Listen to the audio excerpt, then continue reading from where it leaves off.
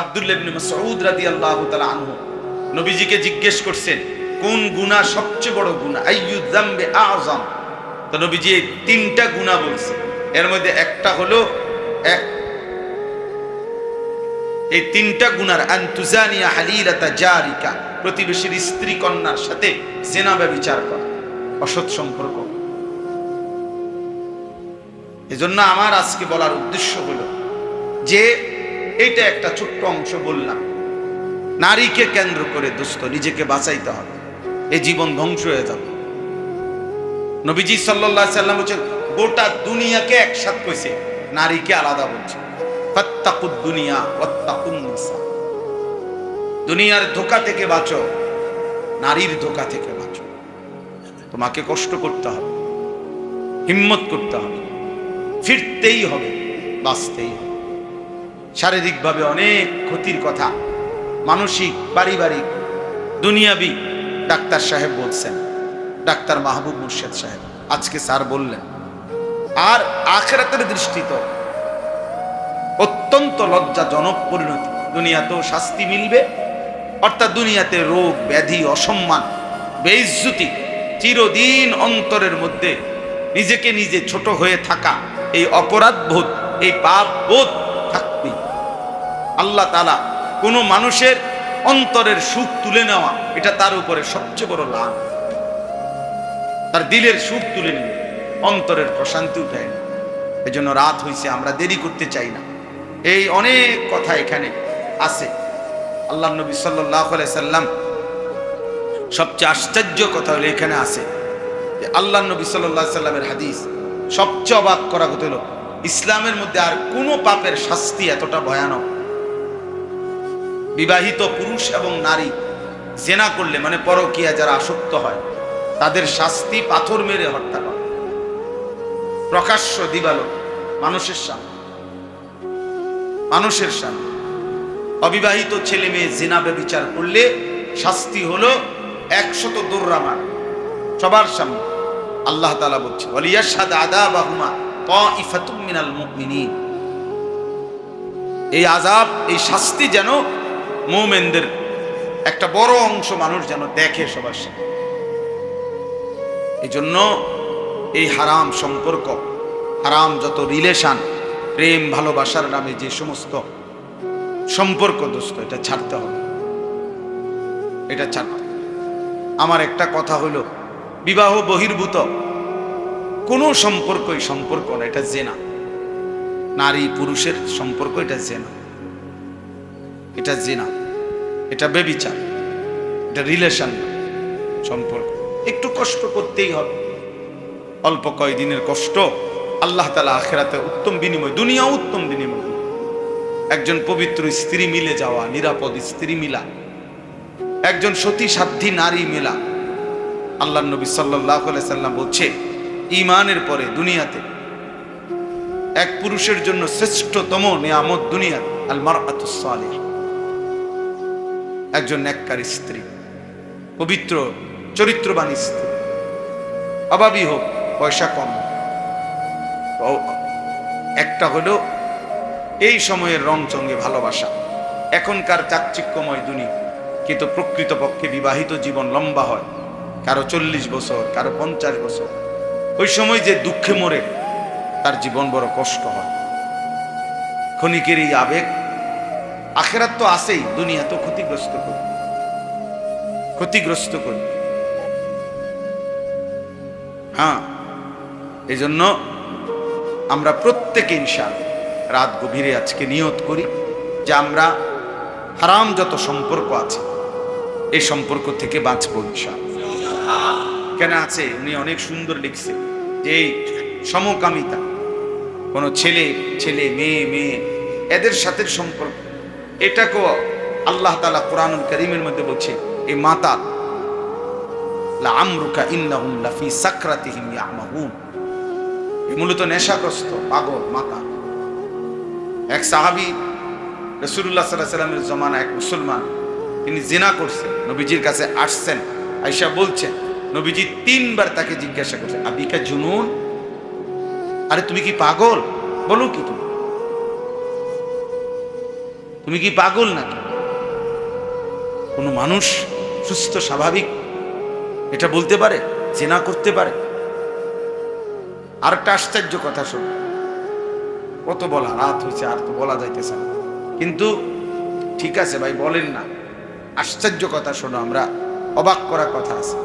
সবাই আমরা একটা ঘটনা জানি যে উহুদের যুদ্ধে নবীজি সাল্লাল্লাহু আলাইহি সাল্লামের চাচা আমিরে হামজা, ওনাকে শহীদ করার পরে একজন মহিলা ওনার লাশকে ফাইরা টুকরা করছে এবং লাশের ভেতর থেকে কলিজা বের করে চাবাইয়া খাইছে। এরপরে ওনার নাক কান চোখ কাইটা টুকরা টুকরা করে গলার মালা বানাইয়া এরপরে নাচ গান করছে। হিন্দ, মূলত হিন্দা বলে আর কি, হিন্দ মহিলার নাম, হিন্দ বিনতে আবি সুফিয়ান, আবু সুফিয়ানের মেয়ে মহিলা।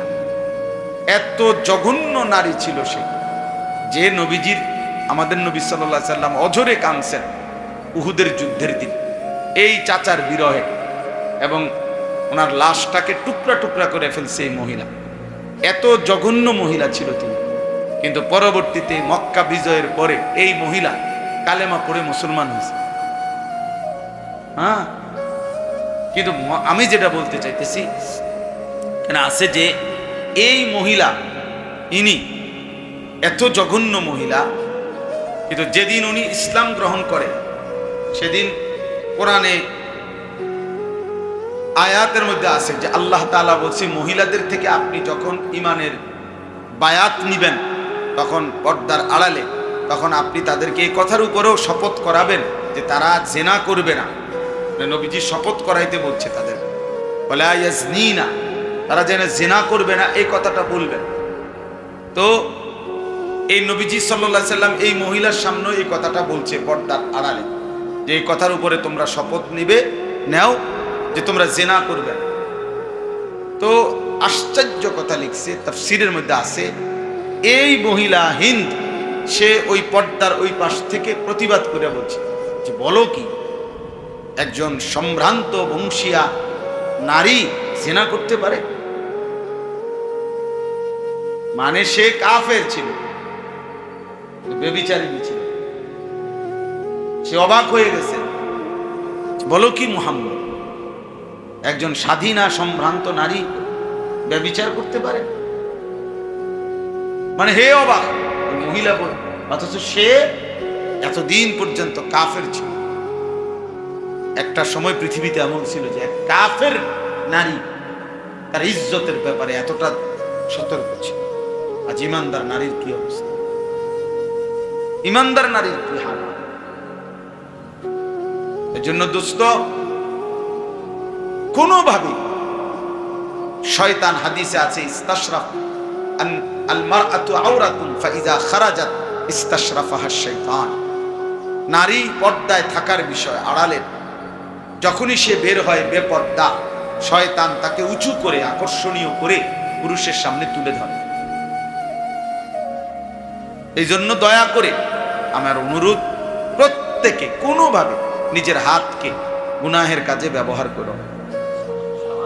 2 নাম্বার কথা হলো, কোনোভাবে কোনো ছেলেদের সাথে মেয়েদের সাথে হারাম কোনো অবৈধ কোনো কাজ করা যাবে না। এই প্রেম, আমি যে হুজুর আমি কোনো খারাপ কাজ করি না, আমি শুধু ওর সাথে কথা বলি, এটা গুনাহ, এটা জবানের গুনাহ, জিনা। এটা নবীজি বলছে, ওকে শুধু আমার ভালো লাগে এতটুকু। কোথায় ভালো লাগে? তোমার কলিজার মধ্যে দিলে ভালো লাগে, দিলে ভিন নারীর কল্পনা করা জিনা। আমি ওর সাথে শুধু কথা বলি, ওদের সাথে শুধু তাকায় থাকতে ভালো লাগে, তাকায় থাকা তো চোখের গুণ। তার মানে সবটাই জিনা, সবটাই ব্যভিচার। বিষয়টা হঠাৎ কঠিন না, একটু হিম্মত করলে সম্ভব। আলহামদুলিল্লাহ, পৃথিবীতে সব অসৎ না, সব চরিত্রহীনের দখলে পৃথিবী চলে যায় না, তাইলে পৃথিবী থাকতো না এত। এজন্য আমরা নিয়ত করি ইনশাআল্লাহ, ঠিক আছে না? আমার কথা হলো ভাই, আমি আবারও বলছি শুরুতে, অনেক কাজ করা দরকার। দেশ ঠিক করা দরকার, রাষ্ট্র ঠিক করা দরকার, রাজনীতি ঠিক করা দরকার, সংসদে যাওয়া দরকার, পার্লামেন্টে ইলেকশন করা দরকার, ইসলামী হুকুমত আসা দরকার, ইসলামী রাষ্ট্র প্রতিষ্ঠিত হওয়া দরকার, সমস্ত মানুষ নামাজি হওয়া দরকার, অনেক কাজ দরকার, কিন্তু একজন সবটা সামলাইতে পারবে। এজন্য আল্লাহ তাআলাই যাকে যেটুকু তৌফিক দিয়েছেন উচিত প্রত্যেকের সাধ্যমতো চেষ্টা করতে থাকে। তা আমার একটা ছোট্ট চেষ্টা এটা যে তোমরা নওজোয়ান এই বয়সে নিজের সুন্দর রাখবা, নিজের আখলাক চরিত্র হেফাজত করবা, এইটা আমার একটা আশা। এই আশা নিয়েই আমি আজকে সারা দিন গোসল করি নাই, এখন কোনোভাবেই সময় মিলাইতে পারছি না, মেহমান অতিথি সেই মিলাইয়া কুলাইতে পারতেছে না। আসলে যে উদ্দেশ্য ছিল যে ছেলেদের সবার সাথে নিরিবিলি কথা বলবো, মানে আমি পারতেই আছি না কোনোভাবে। ইন্তেজাম নিজের কাঁধে থাকাতে আমরা, আল্লাহ চাইতো যদি অন্য কোনো জেলায় বা অন্য কোনোখানে হয়, এরকম হবে ইনশাল্লাহ, আমরা আশা আছে, তখন আমরা হয়তো আরো সুযোগ দিতে পারি। তাইলে এই জন্য আমার কথা হলো যে আমার এই যে কত ছেলে ফেরত গেছে, এরপরে মোবাইলে অনেককে একেবারে বারবার নিষেধ করা হয়েছে। তা আমাদের আশা ভবিষ্যতে আরো বড় পরিসরে, আরো বেশি ছাত্র নিয়ে, আরো বেশি উস্তাদ নিয়ে, ইচ্ছা করলে আমি 100 জন মুআল্লিম শিখাইবার জন্য ঠিক করা আমার জন্য আলহামদুলিল্লাহ আমি পারবো ইনশাআল্লাহ। লোক আছে এরকম, কিন্তু আমার জায়গা তো নাই। 100 জন শিক্ষক যদি রেডি হয়, 20 জন করে যদি ওনারা সূরা কেরাত দোয়া কালাম শিখায়, তো 2000 লোকের শিখাইতে পারবে না? তাহলে জায়গাটা দিব কোথায়? 2000 লোকটা থাকবে কই? আমার আজকে 10 বছর এই মাদ্রাসার বয়স। 2016 সালের 6 জানুয়ারি এই মাদ্রাসা প্রতিষ্ঠিত হয়েছে। আমি একটা অন্য মাদ্রাসায় আগে চাকরি করতাম, সেখান থেকে আইসা আল্লাহর দয়ায় এই মাদ্রাসা শুরু হয়েছে। আলহামদুলিল্লাহ এই 10 বছরের ভিতরে এখন এখানে জেনারেল হিসাবে ক্লাস 8 পর্যন্ত আছে, হেদায়েতুন নাহু জামা, আবার হিফজখানা আলাদা আছে, নাজেরা বিভাগ আলাদা আছে, নুরানি বিভাগ আছে, 500-র মতো ছাত্র আছে, 494 জন, 34 জন শিক্ষক কর্মচারী স্টাফ আছে। আর এই ঘর ওই ঘর, এই পিছনের ওই ঘর, সবটা মিলাইয়া ভাড়া, সবটাই ভাড়া। প্রত্যেক মাসে একবারে গুনা 1 লক্ষ টাকা বাড়ি ভাড়া দিই। কমপক্ষে 30 থেকে 35-40 হাজার টাকা, 30-32 হাজার টাকা বিদ্যুৎ বিল দিতে হয়। 5,25,000 টাকার মতো শিক্ষক কর্মচারীর বেতন দেই মাসে, আলহামদুলিল্লাহ। তারপরে খাবার, 400 ছেলে বোর্ডিং এ থাকে, এদের খানা বাবদ প্রতি মাসে 7-8 লাখ টাকার খরচ আছে। তাইলে এই সব আল্লাহ তাআলার দয়া, ছাত্রদের বেতন দেয়। ছাত্রদের বেতন থেকে মোটামুটি প্রতি মাসে অল্প কিছু ভর্তুকি থাকে, মানে লাভ হয় না কোনো মাসে, থাকে না মাদ্রাসার টাকা। কিন্তু লাভের জন্য মাদ্রাসা না, মানে আমি সবার সাথে, শিক্ষকদের সাথে আমার একটা নির্ধারিত বেতন আছে, ধার্য আছে, ওইটাই আমারে সবার সাথে দেয়, আলাদা কোনো আমার ইয়া নাই। সব মাদ্রাসার মধ্যে, মাদ্রাসার অ্যাকাউন্ট আলাদা, মাদ্রাসার সুরা আলাদা, সবই আলাদা। তো আলহামদুলিল্লাহ এইভাবেই আজকে 10 বছর চলতেছে। কিন্তু আমার ভিতরে শুধু এই বাচ্চা পড়ানো এতটুকুই না, বাচ্চাও আমরা রাখতে পারি নাই, জায়গার অভাব। এখানে প্রত্যেক রুমে ছাত্র থাকে, আলাদা একটা রুম আজ পর্যন্ত একটা মেহমানখানা বানাইতে পারি নাই, একটা আলাদা অফিস রুম বানাইতে পারি নাই, জায়গা নাই, রুম নাই, ব্যবস্থা করতে পারি না। অনেক দিন যাবৎ চেষ্টা করছিলাম, আলহামদুলিল্লাহ এই খুঁজতে খুঁজতে একটু জায়গা খুঁজতেছিলাম আমরা। তো এই খুঁজতে খুঁজতে কখনো অল্প পাই 20 শতক 10 শতক, আল্লাহ তাআলার দয়ায় গত বছর, মানে এই রমজানের আগের রমজান, আমরা 24 সালের রমজান মাসে প্রায় 94.5 শতক জায়গা এই পাশেই, এখান থেকে এই রাস্তা থেকে একটু সামনে গেলেই রাস্তার সাথে এক ক্ষেত পরে 94.5 শতক জায়গা আলহামদুলিল্লাহ আমরা কথাবার্তা বলে, মানে 88 শতক হলো জমি, 6.5 শতক হলো রাস্তা, এই 94.5 শতক জায়গা আল্লাহর দয়া আমরা কিনবার জন্য চূড়ান্ত সিদ্ধান্ত নিয়েছিলাম। আলহামদুলিল্লাহ পুরা জায়গার রেজিস্ট্রি সহ দাম হলো 2 কোটি 20 লাখ টাকা। এর মধ্যে এই 1 বছরে বা 1 বছরের চাইতে একটু বেশি সময় হয়ে গেছে, প্রায় 1.5 বছরের কাছাকাছিতে প্রায় 1,20,00,000 টাকার মতো আমরা শোধ করছি আলহামদুলিল্লাহ। এই বিভিন্ন আল্লাহর বান্দারা আমারে আল্লাহর দয়ায় সহযোগিতা করছে, যে যা পারছে দিছে মহব্বতের মানুষ। তো এখনো প্রায় 1 কোটি টাকা বরাবর ঋণ আছে, মানে জমির। এরপরে আরো দলিল খরচটা রয়েছে। আর এরপরে খুব আশা, আমার খুব স্বপ্ন যে জায়গাটার মধ্যে আলাদা মসজিদ হবে বড় সড়ো। যেন আমার দিলের তামান্না একদিন যেন এমন হয় যে 500-1000 ছেলে নিয়ে রমজানের শেষ দশকে নওজোয়ান নিয়ে এতেকাফ করি। তাহলে দেখা গেছে এরকম একটা সুন্দর স্বপ্ন আছে।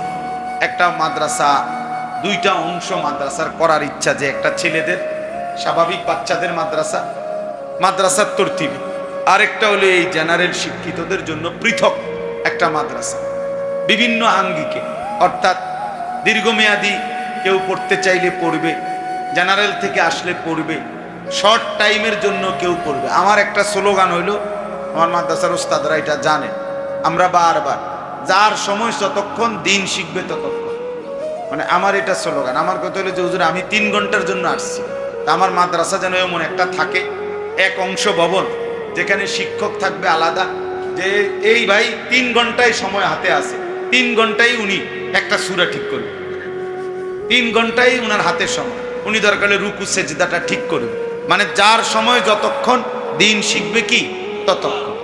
এই নিয়তে আমরা মাদ্রাসার মধ্যে আলাদা ওই জায়গাটার মধ্যে ভবন করতে চাই। কিছুই এখনো এক ওরা, মানে 1 টুকরি মাটিও ফেলানো হয় না, দলিলও শেষ হয় না, টাকাও মূল টাকাও বাকি আছে। আল্লাহ তাআলার উপরে ভরসা করেই এই ফিকির ছিল আগামী রমজান সামনে, সুযোগ ইচ্ছা যে ওইখানে একটা ছোট মসজিদ হইলেও শুরু করা, কিন্তু এখনো গুছানো যায় না। তা আজকে এই 2য় দিন আমি রাত্রে এই সবাইকে এত গভীর রাতে কষ্ট দিলাম। আমার এটা একটা বলার উদ্দেশ্য হলো, তোমরা সব ভাইয়ের কাছে, এই যতগুলো নওজোয়ান ভাই, আমার একটা বিনীত অনুরোধ হলো, শুধু আবেদন যে দ্বীনের জন্য সাদাকায়ে জারিয়া হিসাবে সওয়াব হবে। দেখা গেছে তোমার বলার দ্বারা, তোমার একটু ফিকিরের দ্বারা, তোমার একটু চেষ্টার দ্বারা যদি মাদ্রাসার এই জায়গার জমির টাকাটা পরিশোধ করা এবং ভবিষ্যতের স্বপ্নগুলো বাস্তবায়ন করার একটু ফিকির হয়, দেখা যাবে ইনশাআল্লাহ হয়তো কেউ তোমার নাম নিল না, তোমার নাম হয়তো ছিল না, কিন্তু আল্লাহ তাআলা কিয়ামত পর্যন্ত যতদিন এই মাদ্রাসা প্রতিষ্ঠান কমপ্লেক্স চলবে সাদকায়ে জারিয়ার সওয়াব মিলতে থাকবে, এটা কোনো সন্দেহ নেই। এখানে হাদিসের মধ্যে আছে, আল্লাহর নবী সাল্লাল্লাহু আলাইহি সাল্লাম বলছেন যে মুমিন ব্যক্তির মৃত্যুর পর তার আমল ও নেক কাজ সমূহ থেকে যেগুলোর সওয়াব তার নিকট সর্বদা পৌঁছাতে থাকবে, সেগুলো হলো 1 ইলম যা সে শিক্ষা করেছে এবং প্রচার করেছে, 2 নেক সন্তান যাকে সে রেখে গেছে, 3 কোরআন শরীফ যা মিরাজ স্বরূপ রেখে গেছে, 4 মসজিদ যা সে নির্মাণ করে গেছে, 5 মুসাফিরখানা যা সে পথিক বা মুসাফিরদের জন্য রেখে গেছে, খাল নালা যা সে মানুষের পানির কষ্ট লাঘবের জন্য খনন করে গেছে, সাদাকা যা সে সুষ্ঠু ও জীবিত থাকতে তার ধন সম্পদ থেকে দান করে গেছে। এই সবগুলোর সওয়াব তার মৃত্যুর পরও তার নিকট পৌঁছাতে থাকে। এজন্য আমি দেরি করতেছি না, আর 2টা মিনিট। অর্থাৎ আমাদের একটা ইচ্ছা হলো, আমরা মাদ্রাসার এই জায়গাটার মধ্যে আমাদের যে 2,20,00,000 টাকা জায়গার দাম ছিল, ওইখান থেকে আমরা হিসাব করে একটা হিসাব বাইর করছিলাম, 1 শতক জায়গার দাম আমাদের এই মাদ্রাসার 2,28,000 টাকা, অর্ধ শতক জায়গার দাম 1,14,444 টাকা, 1 শতক জায়গার 4 ভাগের 1 ভাগ জমির দাম 57,252 টাকা।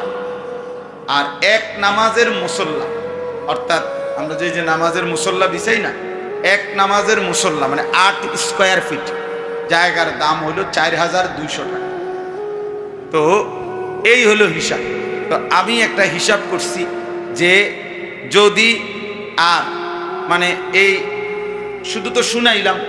তোমাদের কাছে আমার আবদারটা হল, কোনো দাবি দেওয়া নাই, এখতিয়ার, মহব্বতের সাথে বলা যে আমার এই হ্যান্ডবিলগুলো আছে, এখানে লেখা আছে এগুলোর ভিতরে, যদি প্রত্যেকেই 2টা 4টা করে হ্যান্ডবিল নাও আর এই ফিকিরটা করো, নিজে হোক কারো কাছ থেকে, নিজের আত্মীয় স্বজন, যেই কোনো কারো কাছ থেকে যদি সুযোগ হয় যে কমপক্ষে এই শেষ অংশ যেটা অর্থাৎ 4200 টাকা, হ্যাঁ এই 4200 টাকা এক নামাজের মুসল্লা পরিমাণ জায়গার দাম, তাহলে এইটা যদি তুমি দাও, অংশগ্রহণ করো, অথবা কারোর থেকে নিয়ে দিলা, 2 জনের থেকে, 3 জনের থেকে বা 1 জনের থেকে, অথবা চেষ্টা করছো পারলা না, কোনো অসুবিধা না, দোয়াই করলা। কিন্তু আমার একটা আবদার রইল যে আমি এটা বললাম, আমরা এগুলো হ্যান্ডবিল এখানে আছে, আমাদের ওস্তাদরা দেবে, তোমরা যদি দয়া করে এগুলো নিয়ে রাখো, আর যার যখন সুযোগ, বড়গুলো না পারলেও কমপক্ষে, এটা তো খুব কঠিন হবে না নাকি, সম্ভব তো, চেষ্টা করলে সম্ভব। তোমার বলার দ্বারা কারো ভাই, বাবা, আত্মীয় স্বজন, কতজনেই তো বিদেশে আছে, কতজনেই ভালো চাকরি বাকরি করে, তো 4200 টাকা এটা তো খুব বেশি টাকা না।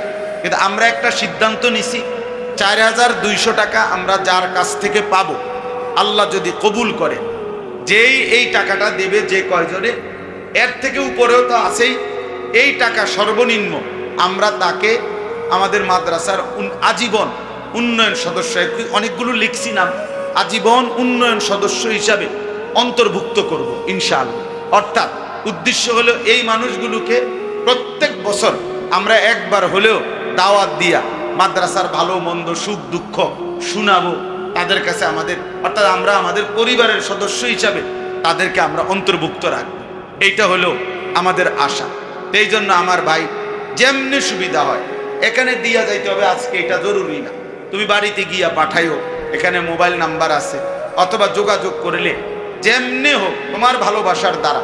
কারণ উদ্দেশ্য হইল যে মাদ্রাসার ছোট বাচ্চারাও পড়বে, আর এরকম স্কুল, কলেজ, ইউনিভার্সিটির সবাই আমারে বলে, আমি নিজেও জানি না যে নওজোয়ান কেন আমারে মহব্বত করে, আমি নিজে আইজও কোনো কারণ দেখি না, যে কোনো যুক্তি নাই, কিন্তু আমি মনে করি এটা মালিকের ইচ্ছা, ঠিক না কথাটা? তাহলে আল্লাহ তাআলার ইচ্ছায় যদি এটাকে একটু আগানো দরকার, মানে ছেলেরা 3 দিন 7 দিন, এই যে HSC পরীক্ষা শেষ হবে, তাহলে এখন ইচ্ছা করলে 15 দিনের, 1 মাসের এরকম কোর্স করা যাইতো, কিন্তু জায়গা কই, আমি কোথায় করবো এটা? আমার তো কালকে শুক্রবার থেকে মাদ্রাসা খোলা, ওস্তাদরা বাড়ি না গিয়া ওনারা এখানে রয়ে গেছে, ছাত্রগুলো বাড়িতে যায় নাই। তাইলে ভাইয়া একটা বড় পরিসরে জায়গা হইলে, ওইখানে যেখানে জায়গাটা কিনা হয়েছে ডানে বামে আরো বিশাল জায়গা আছে, মানে আরো যদি 200 শতকও কিনতে চাই জায়গা হবে ইনশাআল্লাহ। এই জন্য সবাই মিলে মনে করো এটা তোমাদের মাদ্রাসা, হতে পারে আমি নাই, কিন্তু ভালোবাসার এই মাদ্রাসা, সহযোগিতা ইনশাআল্লাহ তোমার নাম থাকবে, তুমি আল্লাহর কাছে কমপক্ষে সাদকায়ে জারিয়ার নেকি পাইতে থাকবে। এই জন্য আমি বিনীত অনুরোধ করলাম প্রত্যেকে ইনশাআল্লাহ চেষ্টা করবানি ভাইয়া, চেষ্টা করিও যে আমি একজনের নামই দিলাম, আমি আমার একজন আত্মীয় থেকেই 4000, আমি হিসাব করছি যে সর্বোচ্চ 2500 ব্যক্তি, মানে 2500 জন ব্যক্তি যদি 4200 টাকা করে দেয়, তাহলে 1 কোটি টাকার থেকে আরেকটু বেশি হয় টাকা হয়ে যায়। তো 2500 মানুষ, তো সারা বাংলাদেশের মোট জনগণ তো 2500 থেকে কম, ঠিক না? বা আমাগরে ভালোবাসে, আলেমদেরকে ভালোবাসে, এটা 2500 কমপক্ষে হবে না? হয় কি লাখ লাখ হবে, লাখ লাখ, আলহামদুলিল্লাহ। হ্যাঁ, এই জন্য আমি একটা আয়াত পড়ছি, আমি খুব দেরি করব না। এই আয়াতটা সূরা নূরের আয়াত, 19 নম্বর আয়াত, কোরআনুল কারীমের 18 নম্বর পারায় এই সূরাটা। আল্লাহ তাআলা বলেন, ইন্নাল্লাযীনা ইউহিব্বুনা আন তাশিআল ফাহিশা ফিল্লাযীনা আমানু লাহুম আযাবুন আলীমুন ফিদ দুনিয়া ওয়াল আখিরাহ। আল্লাহ তাআলা বলে, নিশ্চয়ই যারা পছন্দ করে ইমানদারদের সমাজে, মুমিন মুসলমানদের সমাজে অশ্লীলতা, বেহায়াপনা, অসভ্যতা, নোংরামি ছড়িয়ে পড়ুক, আল্লাহ তাআলা বলেন আমি আল্লাহ তাআলা বললাম আমি তাদের জন্য রেখেছি আযাবুন আলীম, অত্যন্ত ভয়ানক আযাব, ফিদ দুনিয়া ওয়াল আখিরাহ, দুনিয়াতেও আখিরাতেও। আমি তাদেরকে দুনিয়াতেও শাস্তি দেব, আখিরাতেও শাস্তি দেব। আল্লাহু ইয়ালামু ওয়া আনতুম লা তা'লামুন। আর শাস্তিটা কোন ধরনের হবে, কাকে কি শাস্তি দেব, এই সবটা বিষয় আমি আল্লাহই জানি, তোমরা তা জানো না, তোমরা কিছুই জানো না, কিন্তু আমি আল্লাহ তাআলা আমার সিদ্ধান্ত মোতাবেক আযাব শাস্তি দেব। তাইলে দোস্ত এই কথার দ্বারা এই কথা স্পষ্ট। ছেলেরা তোমরা অনেক ছেলেই দুষ্টামি করতেছো, কথাবার্তা বলতেছো, না হয়তো ঘুমাও, তারপর এটাও তো আপত্তি নাই, কিন্তু কথা বলো কেন? হেলান দিতে আমি বারবারই নিষেধ করছি, হেলান দেওয়া আমার পছন্দ না, হেলান দেওয়ার কোনো যৌক্তিকতা নেই। এতগুলো ছেলে যদি পিঠ সোজা করে পড়তে পারে, তুমি অপদার্থ হেলান দিলা কেন? ফালতু কোথাকার।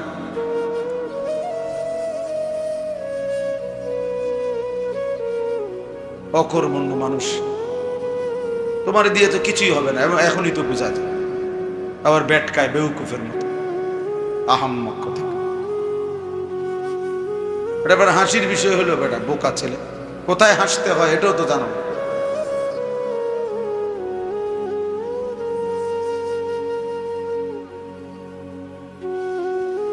হাসি কি আপনি আইলে আইসালাম, নিয়ম কানুন থাকবে না তাইলে? জি, এই জন্য বললাম আল্লাহ তাআলা এখানে স্পষ্ট বলছেন, অশ্লীলতা যাদের দ্বারা ছড়িয়ে পড়ে, যারা চায় অশ্লীলতা বেহায়াপনা ছড়িয়ে পড়ুক, তো আল্লাহ তাআলা বলেন আমি তাদেরকে দুনিয়াতেও কঠিন শাস্তি দেব, আখিরাতেও কঠিন শাস্তি দেব। এলো একটা আয়াত। এরপরে দেখেন কোরআনুল কারীমের মধ্যে আছে আশ-শাইতানু ইয়াইদুকুমুল ফাকরা, শয়তান তোমাদেরকে প্রতিনিয়ত দারিদ্রতার ভয় দেখায়, ওয়া ইয়া'মুরুকুম বিল ফাহশা, এবং তোমাদেরকে প্রতিনিয়ত অশ্লীলতার প্রতি আদেশ করে, ভয় দেখাবে দরিদ্র হয়ে যাবা, আর আদেশ করবে বেহায়াপনা। আল্লাহু ইয়াইদুকুম মাগফিরাতাম মিনহু, আর আল্লাহ তাআলা তোমাদেরকে ওয়াদা দিচ্ছেন তার পক্ষ থেকে মাগফিরাতের, ওয়া ফাদলা, তার পক্ষ থেকে অনুগ্রহের। এবার তুমি সিদ্ধান্ত নাও কোনটা নিবে। আল্লাহ তাআলা বলছেন যে তুমি ফয়সালা করো, তুমি কোনটা নিবা। তো এখানে সমস্ত তাফসীরের মধ্যে আছে অশ্লীলতা মানে কি, ফাহিশা মানে কি, বেহায়াপনা মানে কি। বেহায়াপনা মানে এক নম্বর অর্থ হলো আয-জিনা ওয়া মা আশবাহু, জিনা বেবিচার, নারী পুরুষের অবাধ শরীয়ত বহির্ভূত মেলামেশা, এবং তার সাথে প্রাসঙ্গিক যত কিছু, তার সাথে সম্পৃক্ত যত কিছু, এটারই বলা হয় ফাহিশা। আর আল্লাহ তাআলা বলেন এই কাজটা যাদের মাধ্যমে ইমানদারদের সমাজে মহল্লায় ছড়িয়ে পড়ে, তো আল্লাহ তাআলা ওয়াদা দিছে আমি তাদেরকে দুনিয়াতেও শাস্তি দেব, আখিরাতেও শাস্তি। ওয়া ইদা ফাআলু ফাহিশাতান ক্বালু ওয়াজাদনা আলাইহা আবাআনা, আল্লাহ বলেন নাফরমানরা, বেঈমানরা বলে, তারা যখন অশ্লীলতা বেহায়াপনা করে, জিনা ব্যভিচার করে, তো তারা বলে আমাদের বাপ দাদাদেরকে আমরা এরকমটাই করতে দেখেছি। আল্লাহু আমারানা বিহা, এবং এই নাফরমানগুলো বলে এমনটা করতে আমাদেরকে আল্লাহই আদেশ করেছে। আল্লাহ তাআলা বলে কুল, হে নবী আপনি বলেন, ইন্নাল্লাহা লা ইয়া'মুরু বিল ফাহশা, নিশ্চয়ই আল্লাহ কখনোই কাউকে অশ্লীলতা এবং বেহায়াপনার আদেশ করেন না। আতাকুলুনা আলাল্লাহি মা লা তা'লামুন, আল্লাহ নিজে বলতেছেন আচ্ছা বান্দা তোমরা আল্লাহর নামে এই বিনা ইলমে, অর্থাৎ বিনা কারণে, তোমরা না বুঝে এমন কথা বলছো, এটাও বলা সম্ভব? আল্লাহর ব্যাপারে এত বড় কথা বলে মানুষ, এত বড় কথা। কুল আমারা রব্বি বিল কিসত, হে নবী আবারও বলেন আমার আল্লাহ তো কেবল ইনসাফের, ন্যায়পরায়ণতার আদেশ করে থাকেন। তাইলে বারবার এই শব্দটা কোরআনুল কারীমের মধ্যে আছে ফাহিশা, ফাওয়াহিশ, ফাহশা, এই শব্দটা কোরআনুল কারীমে আছে। আল্লাহ তাআলা নিষেধ করেছেন। এর মানে হলো জিনা এবং জিনার সাথে সম্পৃক্ত যা কিছু। এই জন্য নারীকে কেন্দ্র করে যত গুনাহ সব ফাহশা, ফাহিশা। আর এটা আল্লাহ তাআলা স্পষ্টভাবে হারাম করেছে। একটা দুইটা হাদিস শোনো, আয়াত শোনো। ওয়ালা তাকরাবুজ জিনা, আল্লাহ তাআলা বলেন জিনা ব্যভিচারের কাছেও যেও। ইন্নাহু কানা ফাহিশা, নিশ্চয়ই এটা অশ্লীলতা। ওয়া সাআ সাবিলা, অত্যন্ত মন্দ পথ, বড় বিশ্রী রাস্তা, বড় বেশি অসভ্যতা, বড় বেশি নোংরা। আল্লাহ তাআলা বলেন আয-যানি লা ইয়ানকিহু ইল্লা যানিয়াতান আও মুশরিকা। দোস্ত নওজোয়ান, এটা খুব জরুরি বুঝা। প্রিয় ভাই, তুমি এটা শুনো। আল্লাহর কোরআন, আল্লাহ বলছে কোরআনের এক যাররা পরিমাণ মিথ্যা বা ভুল সংশয়পূর্ণ কোনো কথা কোরআনে নাই। আল্লাহ বলছে মনে রাখবা বান্দা, যারা জিনাকারী, ব্যভিচারী, বিবাহের পূর্বে কোনো নারীর সাথে যারা অবৈধ সম্পর্ক স্থাপন করেছে, সেও লা ইয়ানকিহু, সে বিবাহ করতে পারবে না। করবে শুধু ওই নারীকে জানিয়াতান, যে আরেকটা জিনাকারিনী নারী, আও মুশরিকা, অথবা কোনো মুশরিক বেঈমান না। কোরআন শরীফের সরাসরি ওয়াজানিয়াতু লা ইয়ানকিহুহা, কোন জিনাকারিনী নারী বিবাহ করতে পারবে না ইল্লা জানিন আও মুশরিকুন, একমাত্র কোন জিনাকারী পুরুষ অথবা কোন মুশরিক বেঈমান ছাড়া অন্য কারো। ওয়া হুররিমা যালিকা আলাল মুমিনিন, জিনাকারী পুরুষ কোন ঈমানদার নারীর জন্য হারাম, জিনাকারিনী নারী কোন ঈমানদার পুরুষের জন্য হারাম। আল্লাহ তাআলা হারাম। কোরআনুল কারীমের কোন ব্যাখ্যা ছাড়া আয়াত, মানে আয়াতের স্বাভাবিক অর্থ, এটা স্বাভাবিক অর্থ। আল্লাহ তাআলা বলেন ওয়াল্লাযীনা হুম লিফুরুজিহিম হাফিজুন, ওই সমস্ত ঈমানদার সফল যারা তাদের লজ্জাস্থানকে হেফাজত করে। ইল্লা আলা আজওয়াজিহিম আও মা মালাকাত আইমানুহুম ফাইন্নাহুম গায়রু মালুমিন, নিজেদের স্ত্রী, হালাল স্ত্রী ব্যতীত যারা অন্য কোথাও নিজের লজ্জাস্থান ব্যবহার করে না। ফামান ইবতাগা ওয়ারাআ যালিকা ফাউলাইকা হুমুল আদুন, আল্লাহ তাআলা বলেন যারা এর অতিরিক্ত সীমা লঙ্ঘন করে নিজের লজ্জাস্থানের মাধ্যমে, তো তারা সীমা লঙ্ঘনকারী, পাপী। এই আয়াতের তাফসীরের মধ্যে আছে, সব তাফসীর, আল ইস্তিমনা বিল ইয়াদ, অর্থাৎ যে ব্যক্তি নিজের হাত দ্বারাও জিনা করে, অর্থাৎ নিজের লজ্জাস্থানে নিজের হাত দ্বারাও যে গুনাহ করে, সে আদুন, সে আল্লাহ তাআলার কোরআনের ভাষায় সীমা লঙ্ঘনকারী, সীমা লঙ্ঘনকারী। কোরআনুল কারীমে আল্লাহ তাআলা বলেন ওয়াল্লাযীনা লা ইয়াদউনা মা'আল্লাহি ইলাহান আখার, যারা আল্লাহ তাআলার সাথে আর কাউকে ডাকে না। ওয়ালা ইয়াকতুলুনান নাফসাল্লাতী হারামাল্লাহু ইল্লা বিল হক, সঠিক যৌক্তিক কারণ ছাড়া কাউকে হত্যা করে না। ওয়ালা ইয়াজনুন, যারা জিনা করে না। আল্লাহ বলেন এই তিনটি পাপ যারা করে না তারা আমার বান্দা, আর যারা করে এই তিনটার মধ্যে জিনা একটা। ওয়ামান ইয়াফআল যালিকা ইয়ালকা আসামা, সে নিশ্চিত অপরাধীদের অন্তর্ভুক্ত হবে। ইউদাআফ লাহুল আযাবু ইয়াওমাল কিয়ামা, কিয়ামতের দিন তার শাস্তি দ্বিগুণ করা হবে। ওয়া ইয়াখলুদ ফীহি মুহানা, চির লাঞ্ছিত অপমানিত হয়ে চিরস্থায়ী জাহান্নামে থাকবে। হাদিস শোনো দোস্ত, কোনো ব্যাখ্যার দরকার নেই। কোরআনের এই আয়াতের তরজমা, হাদিসের তরজমাই যথেষ্ট। আল্লাহ নবী সাল্লাল্লাহু আলাইহি ওয়াসাল্লাম বলেন লা ইয়াজনি জানি হিনা ইয়াজনি ওয়া হুয়া মুমিন, রাওয়াহুল বুখারী ওয়া মুসলিম। বুখারী শরীফ এবং মুসলিম শরীফের হাদিস। আল্লাহ নবী সাল্লাল্লাহু আলাইহি ওয়াসাল্লাম করেন কোন জিনাকার, ব্যভিচারী জিনা করে যখন, ওয়া হুয়া মুমিন, সে মুমিন থাকেন।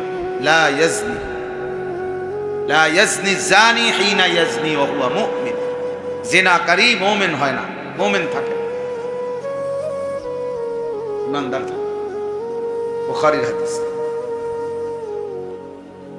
وقال صلى الله عليه وسلم في صلاة الخسوف يا أمة محمد দেখো নবীজি সাল্লাল্লাহু আলাইহি সাল্লাম বলেন হে উম্মতে মুহাম্মদী হে আমার উম্মত মা মিন আহাদিন আগিয়ারু মিনাল্লাহ আন ইয়াজনি আবদাহু আও আন তাজনি আমাতাহু আল্লাহ তাআলার আত্মমর্যাদার মধ্যে আল্লাহর গায়রতের মধ্যে সবচেয়ে বেশি আঘাত লাগে আল্লাহর কোন পুরুষ কোন বান্দা যখন জিনা করে কোন নারী যখন জিনা আল্লাহ তাআলার প্রেস্টিজে আঘাত লাগে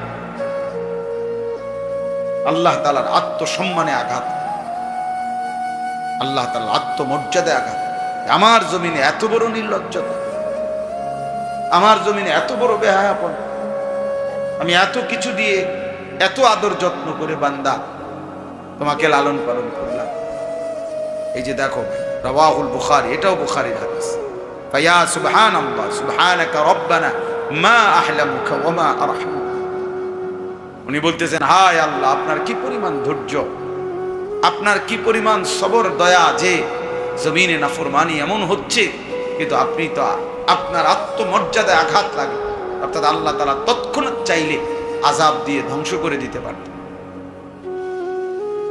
ধ্বংস করে দিতে পারেন এখানে আছে রাসূলুল্লাহ সাল্লাল্লাহু আলাইহি সাল্লামের একজন বিখ্যাত সাহাবী সাদ ইবনে উবাদা রাদিয়াল্লাহু তাআলা আনহু তিনি একদিন নবীজিকে বলছেন লাউ রাআইতু রাজুলান মা ইমরাআতি লা দারাবতুহু বিসাইফ আমি যদি কোনো দিন দেখি আমার স্ত্রীর সাথে কোনো ভিন পুরুষ কথা বলতেছে আমি এক কোফে তরবারির একটা আঘাতে ওই লোকের কল্লা ফেলাই দেব এটা গায়রত এটা একজন পুরুষের আত্মসম্মান যে তার স্ত্রীর সাথে যে তার বোনের সাথে কোনো ভিন পুরুষকে পছন্দ করে না আল্লাহ নবী সাল্লাল্লাহু আলাইহি সাল্লাম এটা শুনে বললেন আতাজাবুনা মিন গায়রাতি সাদ সাদের এই আত্মমর্যাদার কথা শুনে তোমরা অবাক হলা সাহাবীরা মানে হাদিসে আছে সাহাবীরা তখন আল্লাহু আকবার বলে উঠছে তো নবীজি বলছে অবাক হলা শোনো লা আনা আগিয়ারু মিনহু আল্লাহর কসম আমার আত্মমর্যাদা তার চাইতে বেশি আল্লাহু আগিয়ারু মিন্নি আর আল্লাহ পাক আমার চাইতেও এই ব্যাপারে আরো বেশি আত্মমর্যাদা সম্পন্ন এজন্য দোস্ত এটা বহুত জরুরি বিষয় বহুত জরুরি বিষয় এই সবগুলো হাদিসের মাধ্যমে এই কথাটা বুঝানো মাকসাদ এটা এই যে হযরত আব্দুল্লাহ ইবনে মাসউদ রাদিয়াল্লাহু তাআলা আনহু নবীজিকে জিজ্ঞেস করছেন কোন গুনাহ সবচেয়ে বড় গুনাহ আইয়ু যামবি আযম তো নবীজি এই তিনটা গুনাহ বলছে এর মধ্যে একটা হলো এই তিনটা গুনার আনতুজানিয়া হালিলাতা জারিকা প্রতিবেশীর স্ত্রী কন্যার সাথে জিনা ব্যভিচার করা অসৎ সম্পর্ক এজন্য আমার আজকে বলার উদ্দেশ্য হলো যে এটা একটা ছোট্ট অংশ বললাম নারীকে কেন্দ্র করে দোস্ত নিজেকে বাঁচাইতে হবে এই জীবন ধ্বংস হয়ে যাবে নবীজি সাল্লাল্লাহু আলাইহি সাল্লাম বলেছেন গোটা দুনিয়াকে একসাথে কইছে নারীকে আলাদা বলছে ফাত্তাকুদ দুনিয়া ওয়াত্তাকুন নিসা দুনিয়ার ধোঁকা থেকে বাঁচো নারীর ধোঁকা থেকে বাঁচো তোমাকে কষ্ট করতে হবে হিম্মত করতে হবে ফিরতেই হবে বাঁচতেই হবে শারীরিকভাবে অনেক ক্ষতির কথা মানসিক পারিবারিক দুনিয়াবি ডাক্তার সাহেব বলছেন ডাক্তার মাহবুব মুর্শেদ সাহেব আজকে স্যার বললেন আর আখিরাতের দৃষ্টিতে অত্যন্ত লজ্জাজনক পরিণতি দুনিয়াতেও শাস্তি মিলবে অর্থাৎ দুনিয়াতে রোগ ব্যাধি অসম্মান বেইজ্জতি চিরদিন অন্তরের মধ্যে নিজেকে নিজে ছোট হয়ে থাকা এই অপরাধ বোধ এই পাপ বোধ থাকবে আল্লাহ তাআলা কোনো মানুষের অন্তরের সুখ তুলে নেওয়া এটা তার উপরে সবচেয়ে বড় লাভ তার দিলের সুখ তুলে নিতে অন্তরের প্রশান্তি উঠায় এজন্য রাত হইছে আমরা দেরি করতে চাই না এই অনেক কথা এখানে আছে আল্লাহ নবী সাল্লাল্লাহু আলাইহি সাল্লাম সবচেয়ে আশ্চর্য কথা হলো এখানে আছে যে আল্লাহ নবী সাল্লাল্লাহু আলাইহি সাল্লামের হাদিস সবচেয়ে অবাক করা কথা হলো ইসলামের মধ্যে আর কোনো পাপের শাস্তি এতটা ভয়ানক বিবাহিত পুরুষ এবং নারী জেনা করলে মানে পরকীয়া যারা আসক্ত হয় তাদের শাস্তি পাথর মেরে হত্যা করা প্রকাশ্য দিবালোক মানুষের সামনে অবিবাহিত ছেলে মেয়ে জিনা ব্যভিচার করলে শাস্তি হলো 100 দুররামা সবার সামনে। আল্লাহ তাআলা বলছে ওয়ালিয়াশহাদ আযাবাহুমা তাইফাতুম মিনাল মুমিনিন। এই আযাব, এই শাস্তি যেন মুমিনদের একটা বড় অংশ মানুষ যেন দেখে সবার সামনে। এই জন্য এই হারাম সম্পর্ক, হারাম যত রিলেশন, প্রেম ভালোবাসার নামে যে সমস্ত সম্পর্ক দোস্ত, এটা ছাড়তে হবে, এটা ছাড়তে।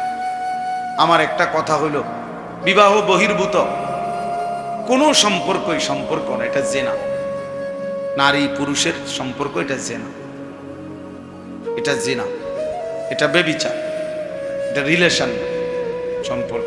একটু কষ্ট করতেই হবে, অল্প কয়েকদিনের কষ্ট, আল্লাহ তাআলা আখিরাতে উত্তম বিনিময়, দুনিয়াও উত্তম বিনিময়। একজন পবিত্র স্ত্রী মিলে যাওয়া, নিরাপদ স্ত্রী মিলা, একজন সতী সাধ্বী নারী মিলা।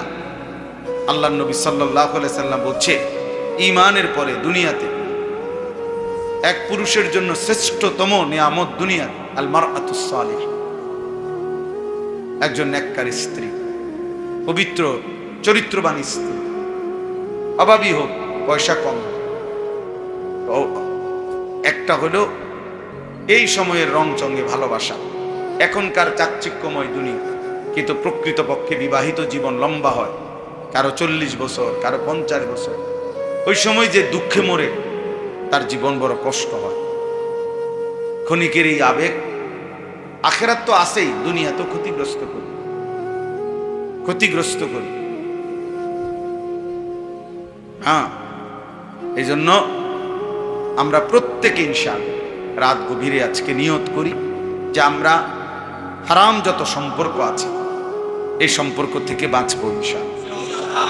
কেন আছে, উনি অনেক সুন্দর লিখছে যে এই সমকামিতা, কোনো ছেলে ছেলে, মেয়ে মেয়ে, এদের সাথে সম্পর্ক, এটাকেও আল্লাহ তাআলা কোরআনুল কারীমের মধ্যে বলছে, এই মাতা লাআমরুকা ইন্নাহুম লাফি সাকরাতিহিম ইয়ামাহুন, মূলত নেশাগ্রস্ত পাগল মাতা। এক সাহাবী রাসূলুল্লাহ সাল্লাল্লাহু আলাইহি ওয়াসাল্লামের জমানায় এক মুসলমান, তিনি জিনা করছে, নবীজির কাছে আসছেন। আয়েশা বলছেন, নবীজি 3 বার তাকে জিজ্ঞাসা করছেন, আবিকা জুনুন, আরে তুমি কি পাগল? বলো কি তুমি কি পাগল নাকি? কোন মানুষ সুস্থ স্বাভাবিক এটা বলতে পারে, জিনা করতে পারে? আর একটা আশ্চর্য কথা শোনো, কত বলা, রাত হয়েছে আর তো বলা যাইতেছে না, কিন্তু ঠিক আছে ভাই বলেন না। আশ্চর্য কথা শোনো, আমরা অবাক করা কথা আছে। সবাই আমরা একটা ঘটনা জানি যে উহুদের যুদ্ধে নবীজি সাল্লাল্লাহু আলাইহি সাল্লামের চাচা আমিরে হামজা, ওনাকে শহীদ করার পরে একজন মহিলা ওনার লাশকে ফাইরা টুকরা করছে এবং লাশের ভেতর থেকে কলিজা বের করে চাবাইয়া খাইছে। এরপরে ওনার নাক, কান, চোখ কাইটা টুকরা টুকরা করে গলার মালা বানাইয়া এরপরে নাচ গান করছে। হিন্দ, মূলত হিন্দা বলে আর কি, হিন্দ মহিলার নাম, হিন্দ বিনতে আবি সুফিয়ান, আবু সুফিয়ানের মেয়ে মহিলা। এত জঘন্য নারী ছিল সে, যে নবীজির, আমাদের নবী সাল্লাল্লাহু আলাইহি সাল্লাম অঝরে কাঁদছেন উহুদের যুদ্ধের দিন এই চাচার বিরহে, এবং ওনার লাশটাকে টুকরা টুকরা করে ফেলছে এই মহিলা। এত জঘন্য মহিলা ছিল তিনি। কিন্তু পরবর্তীতে মক্কা বিজয়ের পরে এই মহিলা কালেমা পড়ে মুসলমান হয়েছে। হ্যাঁ, কিন্তু আমি যেটা বলতে চাইতেছি, কেন আছে যে এই মহিলা, ইনি এত জঘন্য মহিলা, কিন্তু যেদিন উনি ইসলাম গ্রহণ করে সেদিন কোরআনে আয়াতের মধ্যে আছে যে আল্লাহ তাআলা বলছে, মহিলাদের থেকে আপনি যখন ঈমানের বায়াত নিবেন, তখন পর্দার আড়ালে, তখন আপনি তাদেরকে এই কথার উপরেও শপথ করাবেন যে তারা জিনা করবে না। নবীজি শপথ করাইতে বলছে তাদের, ওয়ালা ইয়াজনিনা, তারা যেন জিনা করবে না, এই কথাটা বলবেন। তো এই নবীজি সাল্লাল্লাহু আলাইহি সাল্লাম এই মহিলার সামনে এই কথাটা বলছে পর্দার আড়ালে, যে এই কথার উপরে তোমরা শপথ নিবে, নাও যে তোমরা জিনা করবে। তো আশ্চর্য কথা লিখছে, তাফসীরের মধ্যে আছে, এই মহিলা হিন্দ সে ওই পর্দার ওই পাশ থেকে প্রতিবাদ করে বলছে যে বলো কি, একজন সম্ভ্রান্ত বংশীয়া নারী জিনা করতে পারে? মানে সে কাফের ছিল, ব্যভিচারিণী ছিল। সে অবাক হয়ে গেছে, বলো কি মুহাম্মদ, একজন স্বাধীনা সম্ভ্রান্ত নারী ব্যভিচার করতে পারে? মানে হে অবাক মহিলা বল, অথচ সে এতদিন পর্যন্ত কাফের ছিল। একটা সময় পৃথিবীতে এমন ছিল যে কাফের নারী তার ইজ্জতের ব্যাপারে এতটা সতর্ক ছিল। আজ ইমানদার নারীর কি অবস্থা, ইমানদার নারীর কি হাল। এজন্য দোস্ত, কোনোভাবে শয়তান, হাদিসে আছে ইস্তাশরাফ আল মারআতু আওরাতুন ফাইযা খারাজাত ইস্তাশরাফাহা শাইতান, নারী পর্দায় থাকার বিষয় আড়ালের, যখনই সে বের হয় বেপর্দা, শয়তান তাকে উঁচু করে আকর্ষণীয় করে পুরুষের সামনে তুলে ধরে। এই জন্য দয়া করে আমার অনুরোধ, প্রত্যেকে কোনোভাবে নিজের হাতকে গুনাহের কাজে ব্যবহার করো না। 2 নাম্বার কথা হলো, কোনোভাবে কোনো ছেলেদের সাথে মেয়েদের সাথে হারাম কোনো অবৈধ কোনো কাজ করা যাবে না। এই প্রেম, আমি যে হুজুর আমি কোনো খারাপ কাজ করি না, আমি শুধু ওর সাথে কথা বলি, এটা গুনাহ, এটা জবানের গুনাহ, জিনা। এটা নবীজি বলছে, ওকে শুধু আমার ভাল লাগে এতটুকু। কোথায় ভাল লাগে? তোমার কলিজার মধ্যে দিলে ভালো লাগে, দিলে ভিন নারীর কল্পনা করা জিনা। আমি ওর সাথে শুধু কথা বলি, ওদের সাথে শুধু তাকায় থাকতে ভালো লাগে, তাকায় থাকে তো চোখের গুণ। তার মানে সবটাই জিনা, সবটাই ব্যভিচার। বিষয়টা হঠাৎ কঠিন না, একটু হিম্মত করলে সম্ভব। আলহামদুলিল্লাহ, পৃথিবীতে সব অসৎ না, সব চরিত্রহীনের দখলে পৃথিবী চলে যায় না, তাইলে পৃথিবী থাকতো না এতদিন। এজন্য আমরা নিয়ত করি ইনশাআল্লাহ, ঠিক আছে না? আমার কথা হলো ভাই, আমি আবারও বলছি শুরু থেকে, অনেক কাজ করা দরকার। দেশ ঠিক করা দরকার, রাষ্ট্র ঠিক করা দরকার, রাজনীতি ঠিক করা দরকার, সংসদে যাওয়া দরকার, পার্লামেন্টে ইলেকশন করা দরকার, ইসলামী হুকুমত আসা দরকার, ইসলামী রাষ্ট্র প্রতিষ্ঠিত হওয়া দরকার, সমস্ত মানুষ নামাজি হওয়া দরকার, অনেক কাজ দরকার। কিন্তু একজন সবটা সামলাইতে পারবে। এজন্য আল্লাহ তাআলাই যাকে যেটুকু তৌফিক দিয়েছেন, উচিত প্রত্যেকের সাধ্যমতো চেষ্টা করতে থাকে। তো আমার একটা ছোট্ট চেষ্টা এটা, যে তোমরা নওজোয়ান, এই বয়সে নিজের সুন্দর রাখবা, নিজের আখলাক চরিত্র হেফাজত করবা, এইটা আমার একটা আশা। এই আশা নিয়েই আমি আজকে সারা দিন গোসল করি নাই, এখন কোনোভাবেই সময় মিলাইতে পারছি না। মেহমান অতীত এই সেই মিলাইয়া কুলাইতে পারতেছি না। আসলে যে উদ্দেশ্য ছিল যে ছেলেদের সবার সাথে নিরিবিলি কথা বলবো, মানে আমি যে পারতেই আছি না কোনোভাবে। ইন্তেজাম নিজের কাঁধে থাকাতে আমরা, আল্লাহ চাইতো যদি অন্য কোনো জেলায় বা অন্য কোনোখানে হয়, এরকম হবে ইনশাল্লাহ, আমরা আশা আছে, তখন আমরা হয়তো আরো সুযোগ দিতে পারব। তাইলে এই জন্য আমার কথা হলো যে, আমার এই যে কত ছেলে ফেরত গেছে, এরপরে মোবাইলে অনেককে একেবারে বারবার নিষেধ করা হয়েছে। তো আমাদের আশা, ভবিষ্যতে আরো বড় পরিসরে, আরো বেশি ছাত্র নিয়ে, আরো বেশি উস্তাদ নিয়ে, ইচ্ছা করলে আমি 100 জন মুআল্লিম শিখাইবার জন্য ঠিক করা আমার জন্য আলহামদুলিল্লাহ আমি পারবো ইনশাআল্লাহ। লোক আছে এরকম, কিন্তু আমার জায়গা তো না। 100 জন শিক্ষক যদি রেডি হয়, 20 জন করে যদি ওনারা সূরা কেরাত দোয়া কালাম শিখায়, তো 2000 লোকের শিখাইতে পারবে না? তাহলে জায়গাটা দেবো কোথায়? 2000 লোকটা থাকবে কই? আমার আজকে 10 বছর এই মাদ্রাসার বয়স। 2016 সালের 6 জানুয়ারি এই মাদ্রাসা প্রতিষ্ঠিত হয়েছে।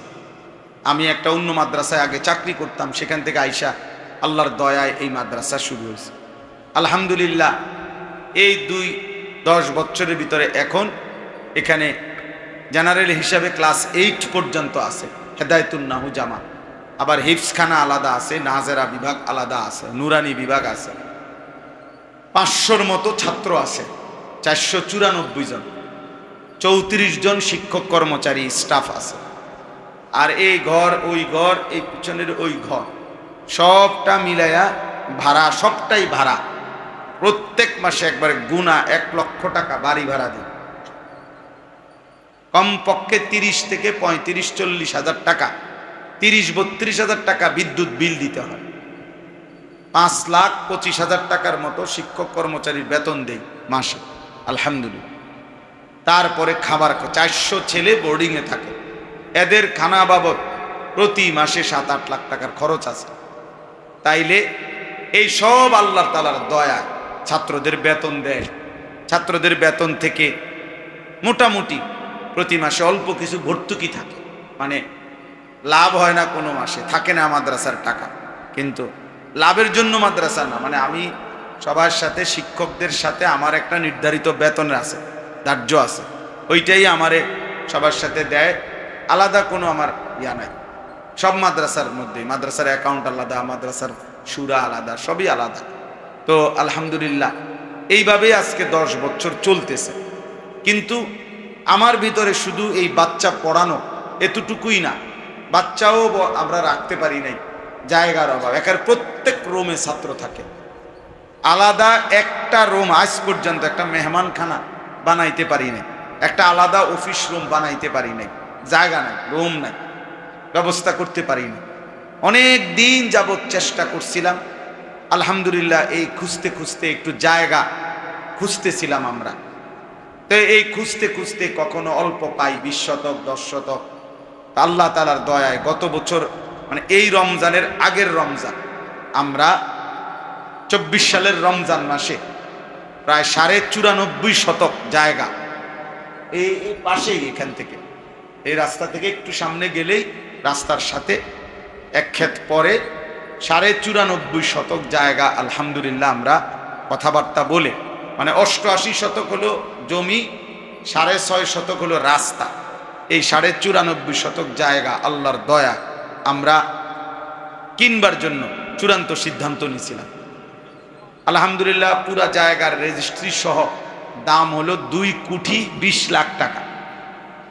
এর মধ্যে এই 1 বছরে বা 1 বছরের চাইতে একটু বেশি সময় হয়ে গেছে, প্রায় 1.5 বছরের কাছাকাছিতে প্রায় 1 কোটি 20 লাখ টাকার মতো আমরা সুদ করছি আলহামদুলিল্লাহ।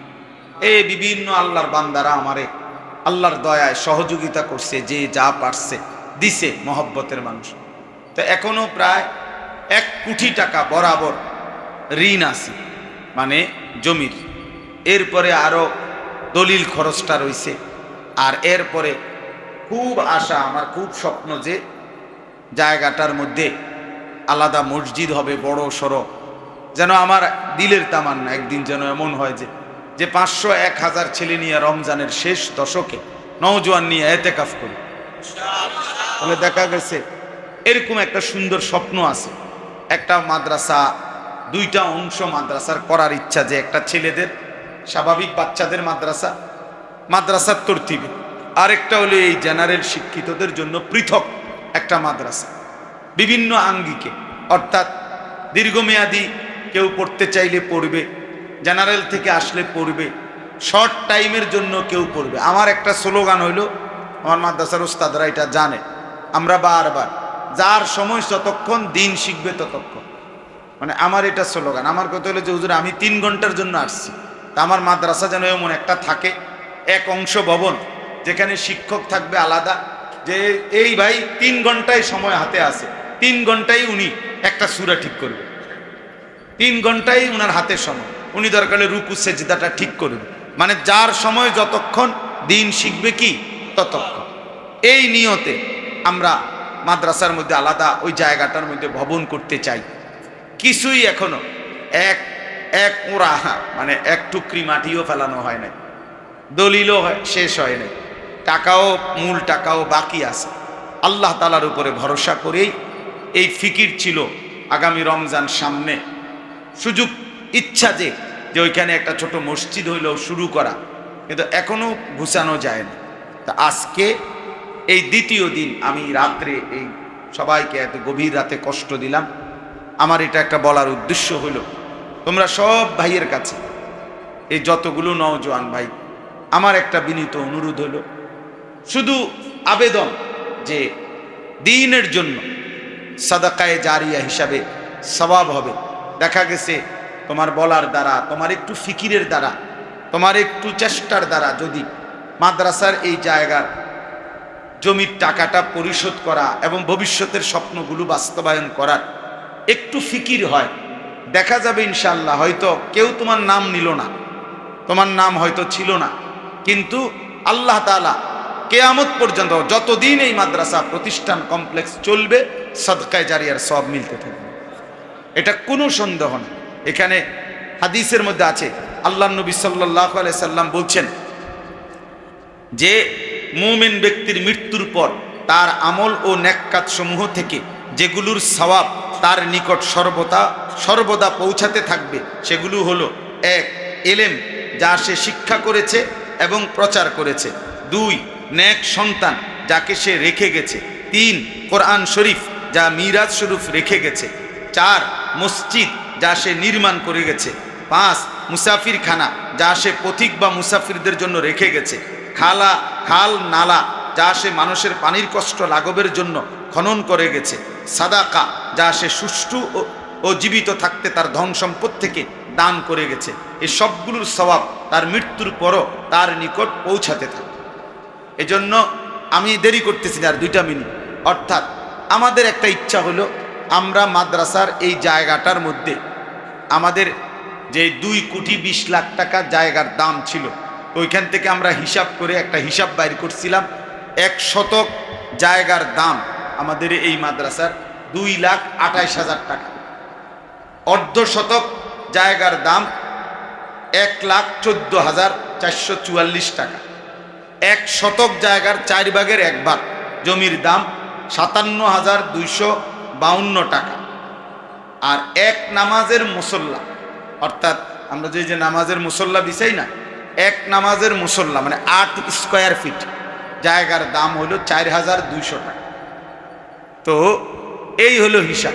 তো আমি একটা হিসাব করছি যে যদি আর মানে এই শুধু তো শুনাইলাম, তোমাদের কাছে আমার আবদারটা হলো, কোনো দাবি দেওয়া নাই, এখতিয়ার মহব্বতের সাথে বলা যে আমার এই হ্যান্ডবিলগুলো আছে, এখানে লেখা আছে এগুলার ভিতরে, যদি প্রত্যেকেই 2-4টা করে হ্যান্ডবিল নাও আর এই ফিকিরটা করো, নিজে হোক কারো কাছ থেকে, নিজের আত্মীয় স্বজন যেই কোনো কারো কাছ থেকে যদি সুযোগ হয় যে কমপক্ষে এই শেষ অংশ যেটা অর্থাৎ 4,200 টাকা, হ্যাঁ, এই 4,200 টাকা এক নামাজের মুসল্লা পরিমাণ জায়গার দাম, তাহলে এইটা যদি তুমি দাও, অংশগ্রহণ করো, অথবা কারোর থেকে নিয়ে দিলা, 2 জনের থেকে, 3 জনের থেকে বা 1 জনের থেকে, অথবা চেষ্টা করছো পারলা না, কোনো অসুবিধা নাই, দোয়াই করলা। কিন্তু আমার একটা আবদার রইল যে আমি এটা বললাম, আমরা এগুলো হ্যান্ডবিল এখানে আছে, আমাদের ওস্তাদরা দেবে, তোমরা যদি দয়া করে এগুলো নিয়ে রাখো, আর যার যখন সুযোগ, বড়গুলো না পারলেও কমপক্ষে, এটা তো খুব কঠিন হবে না নাকি, সম্ভব তো, চেষ্টা করলে সম্ভব। তোমার বলার দ্বারা কারো ভাই, বাবা, আত্মীয় স্বজন কতজনেই তো বিদেশে আছে, কতজনেই ভালো চাকরি বাকরি করে, তো 4,200 টাকা এটা তো খুব বেশি টাকা না। কিন্তু আমরা একটা সিদ্ধান্ত নিছি, 4,200 টাকা আমরা যার কাছ থেকে পাবো, আল্লাহ যদি কবুল করে, যেই এই টাকাটা দেবে, যে কয়জনে, এর থেকে উপরেও তো আছেই, এই টাকা সর্বনিম্ন আমরা তাকে আমাদের মাদ্রাসার আজীবন উন্নয়ন সদস্য, অনেকগুলো লিখছি নাম, আজীবন উন্নয়ন সদস্য হিসাবে অন্তর্ভুক্ত করব ইনশাআল্লাহ। অর্থাৎ উদ্দেশ্য হলো এই মানুষগুলোকে প্রত্যেক বছর আমরা একবার হলেও দাওয়াত দিয়া মাদ্রাসার ভালো মন্দ, সুখ দুঃখ শোনাবো তাদের কাছে, আমাদের অর্থাৎ আমরা আমাদের পরিবারের সদস্য হিসাবে তাদেরকে আমরা অন্তর্ভুক্ত রাখবো, এইটা হলো আমাদের আশা। এই জন্য আমার ভাই, যেমনি সুবিধা হয় এখানে দিয়া যাইতে হবে, আজকে এটা জরুরি না, তুমি বাড়িতে গিয়া পাঠাইও, এখানে মোবাইল নাম্বার আছে, অথবা যোগাযোগ করলে যেমনি হোক তোমার ভালোবাসার দ্বারা।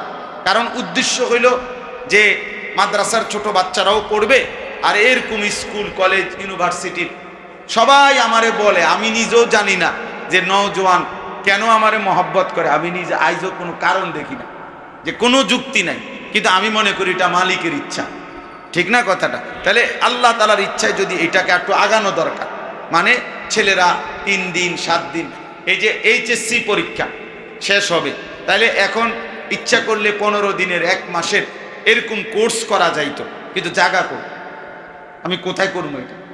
আমার তো কালকে শুক্রবার থেকে মাদ্রাসা খোলা, ওস্তাদরা বাড়ি না গিয়া ওনারা এখানে রয়ে গেছে, ছাত্রগুলো বাড়িতে যায় নাই।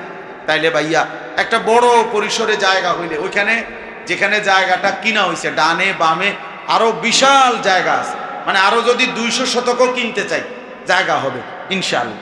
এই জন্য সবাই মিলে মনে করো এটা তোমাদের মাদ্রাসা হতে পারে, আমি নাই, কিন্তু ভালোবাসার এই মাদ্রাসা সহযোগিতায় ইনশাআল্লাহ তোমার নাম থাকবে, তুমি আল্লাহর কাছে কমপক্ষে সাদকায়ে জারিয়ার নেকি পাইতে থাকবে। এই জন্য আমি বিনীত অনুরোধ করলাম প্রত্যেকে ইনশাআল্লাহ চেষ্টা করবানি ভাইয়া, চেষ্টা করিও যে আমি একজনের নামই দিলাম, আমি আমার একজন আত্মীয় থেকে 4000, আমি হিসাব করছি যে সর্বোচ্চ 2500 ব্যক্তি, মানে 2500 জন ব্যক্তি যদি 4200 টাকা করে দেয়, তাহলে 1 কোটি টাকার থেকে আরেকটু বেশি হয়, টাকা হয়ে যায়। তো 2500 মানুষ তো সারা বাংলাদেশের মোট জনগণ তো 2500 থেকে কম, ঠিক না? বা আমাগরে ভালোবাসে, আলেমদেরকে ভালোবাসে, এটা 2500 কমপক্ষে হবে না? হয় কি লাখ লাখ হবে, লাখ লাখ, আলহামদুলিল্লাহ। হ্যাঁ, এই জন্য এই কথাটা এবার শুনো যে আসলে ওই যারা লাফায় লাফাইয়া ফুটতে আছে সব,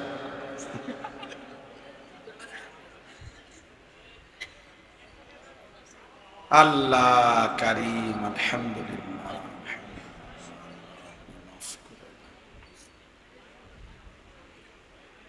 এনে লাইট কই মাম কম মনে হতেছে না, এদিকে তো একটু আবহাওয়া।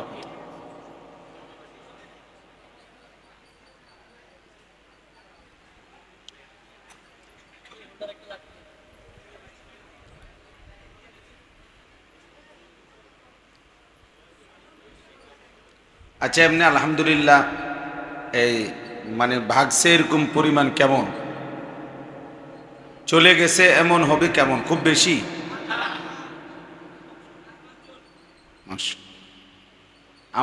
আমার একটা খেয়াল মনে ছিল আর যে আমি ভাবছিলাম আরো 3 ভাগের 1 ভাগে ভাগ্যে যাবে না, আমার ধারণা ছিল যে পরিশ্রমের কারণে হয়তো খুব চাপাচাপি করার কারণে কিছু ছেলে পেলে, কিন্তু মাশাআল্লাহ তোমরা অনেক সবর করছো, আল্লাহ তাআলা খুব সুন্দর উত্তম বিনিময় দান করেন।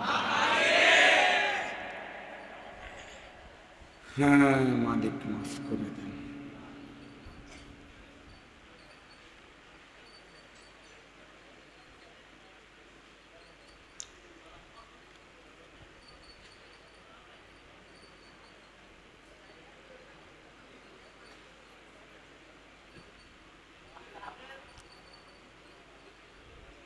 আলহামদুলিল্লাহ, আলহামদুলিল্লাহ নাহমাদুহু ওয়া নাস্তাঈনুহু ওয়া নাস্তাগফিরুহু ওয়া নু'মিনু বিহি ওয়া নাতাওয়াক্কালু আলাইহি ওয়া নাউযু বিল্লাহি মিন শুরুরি আনফুসিনা ওয়া মিন সাইয়্যাতি আ'মালিনা মান ইয়াহদিহিল্লাহু ফালা মুদিল্লা লাহু ومن يضلله فلا هادي له ونشهد أن لا إله إلا الله وحده لا شريك له ونشهد أن سيدنا وحبيبنا ومولانا محمدا عبده ورسوله أما بعد فأعوذ بالله من الشيطان الرجيم বিসমিল্লাহির রহমানির রহিম ইন্নাল্লাযীনা ইউহিব্বুনা আন তাশিআল ফাহিশা ফিল্লাযীনা আমানু লাহুম আযাবুন আলীমুন ফিদ দুনিয়া ওয়াল আখিরাহ ওয়াল্লাহু ইয়ালামু ওয়া আনতুম লা তা'লামুন। সাদাকাল্লাহু মাওলানাল আযীম। وقال نبينا صلى الله عليه وسلم لا يزني الزاني حين يزني وهو مؤمن اللهم صل على محمد وعلى آل محمد كما صليت على إبراهيم وعلى آل إبراهيم إنك حميد مجيد اللهم بارك على محمد وعلى آل محمد كما باركت على إبراهيم وعلى آل إبراهيم إنك حميد مجيد سبحانك لا علم لنا إلا ما علمتنا إنك أنت العليم الحكيم আলহামদুলিল্লাহ।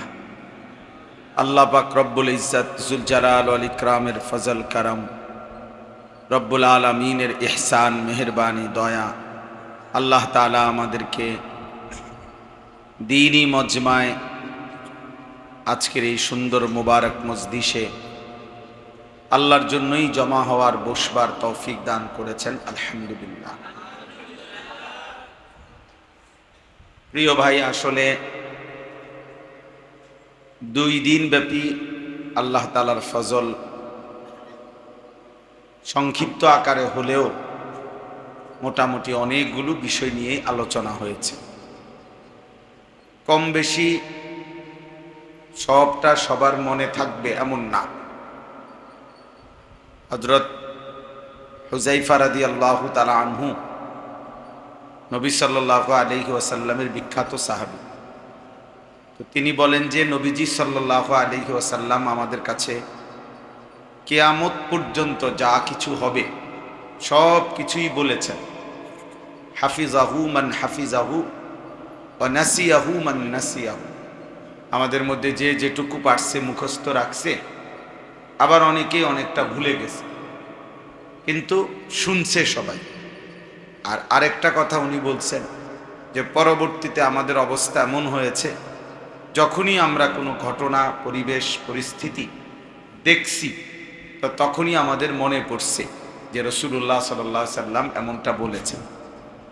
তাইলে এইটা একটা বড় বিষয় যে সব কথা সবটা সবার পুরা মনে থাকবে এমন না, কিন্তু এই মনোযোগ দিয়ে যারাই শুনছে ইনশাআল্লাহ, এটা একটা পরীক্ষিত কথা যে আল্লাহ চাহে তো প্রয়োজনের মুহূর্তে আল্লাহ তাআলার পক্ষ থেকেই এই কথাগুলো মনে পড়বে।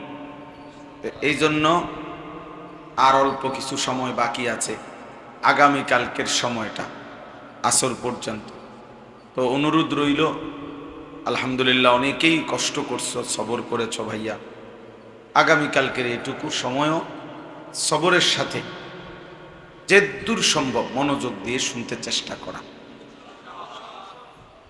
আল্লাহ তাআলা এতে বরকত দান করুন। প্রথম দিন মূলত আমাদের মাওলানা ইয়াহইয়া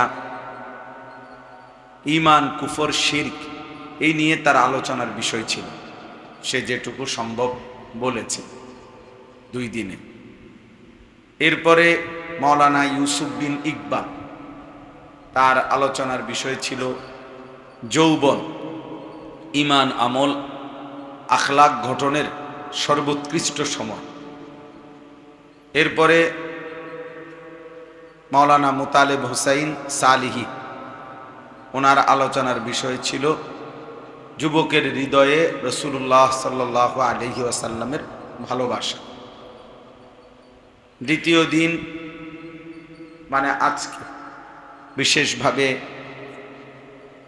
আলোচনা ছিল আমাদের মাওলানা আতিকুর রহমান আশরাফি, কোরআনুল কারীমের তিলাওয়াতের গুরুত্ব এর উপরে।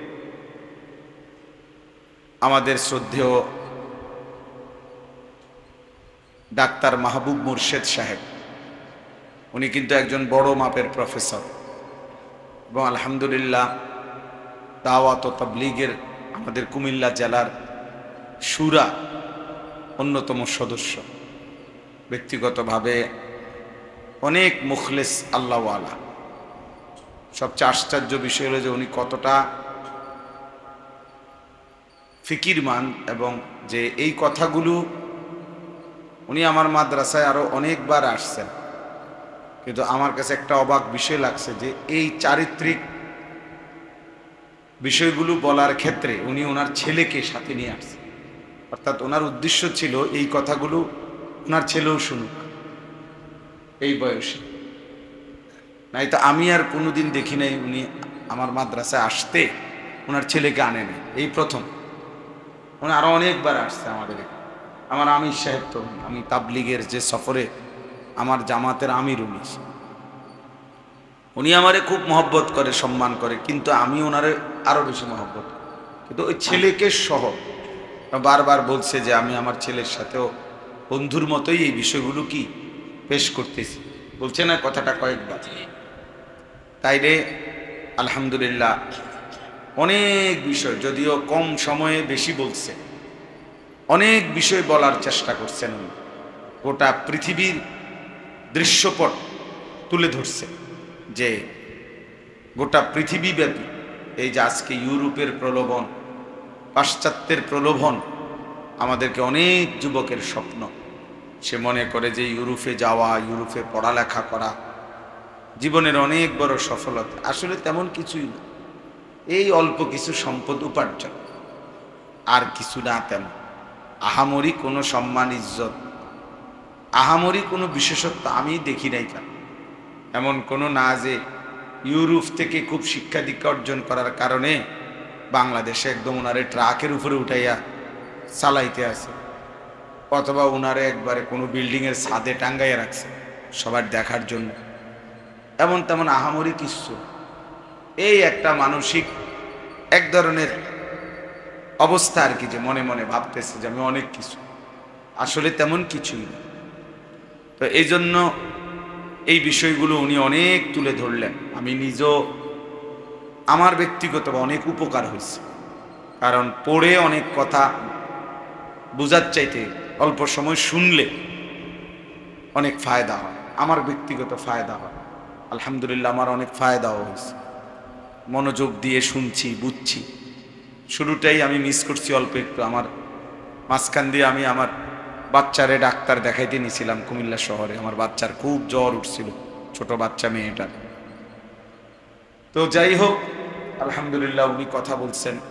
আমাদের মাওলানা মুফতি আমজাদ হুসাইন সাহেব দামাত বারাকাতুহুমুল আলিয়া, এখন 11টা বাজে আবার ফোন দিছে, দিয়া বলতেছে যে মাওলানা ছেলেদের অবস্থা কি, সবাই খানা দানা খাইছিনি। অর্থাৎ দুপুরে বয়ান করছে যে সবাই আগ্রহ দেখছে, মহব্বত দেখছে। তো এখন আবার ফোন করে খবর নিছে যে কি অবস্থা। তো এই জন্য হুজুর আলোচনা করছে যে সুন্নাত অনুসরণেই যুবকের সৌন্দর্য। অর্থাৎ প্রত্যেকটা যুবক সবচেয়ে সুন্দর হয়ে নিজেকে সাজাইতে চায়। তো সেই ক্ষেত্রে এটা পরীক্ষিত, প্রমাণিত যে আমাদের প্রিয় নবী সাল্লাল্লাহু আলাইহি সাল্লাম, তার সৌন্দর্যেই সর্বশ্রেষ্ঠ। তো কাজেই যদি সবচেয়ে সুন্দর মডেল গ্রহণ করা,